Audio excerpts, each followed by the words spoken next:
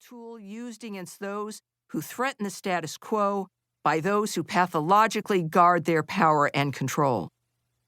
For writers who experienced the scourge of World War II and the advance of fascism, exposing the weaponizing of fear became urgent, as it now is for us as we approach the end of the first quarter of the 21st century. If they can keep you in an unthinking fear loop, they can stop you from questioning or confronting them about the damage they heap onto society.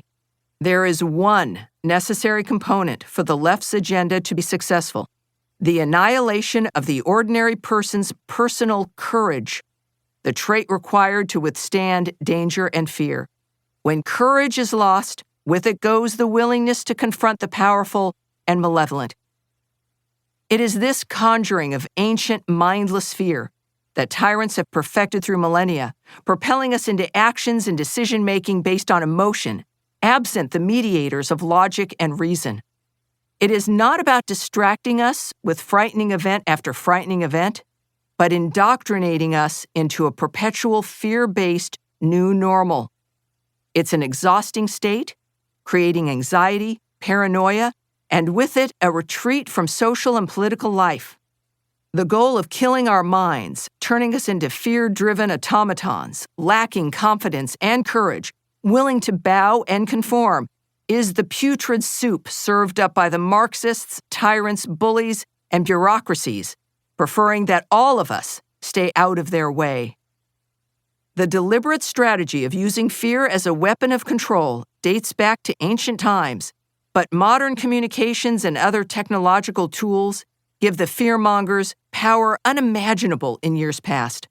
Marxist bullies and the malignant narcissists occupying positions of power throughout our governmental and cultural infrastructure are using fear to distract, depress, isolate, and mentally disarm us. And sadly, they're succeeding. But I have a secret for you, and this book will reveal it in great detail. The left is weak, and they know it. Their only hope for success is keeping you distracted and too afraid to look up. Having once been on the left, I can tell you that every ounce of so-called progressive energy is spent on keeping us manipulated, brainwashed, and afraid. Every day, every project, every action is required to maintain the fraud of this leftist fear-mongering. Killing our minds is the singular goal for the left, and it's a 24/7 effort. You may hear this and think, that's not me. I'm not afraid. However, you may have friends or family who are like this.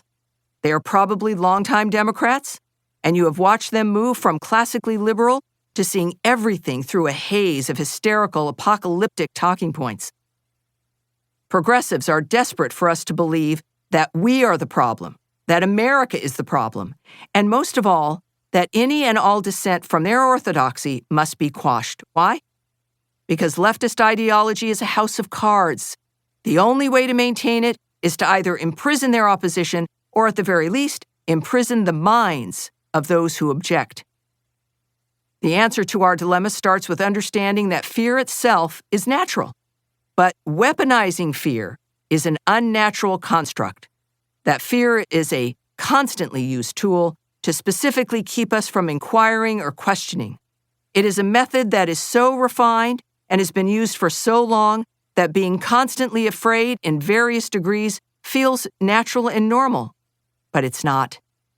Killing our minds, creating such despair through fear that we abandon any sense of hope, passion, or drive to be involved in the course of our lives is not an easy thing to do.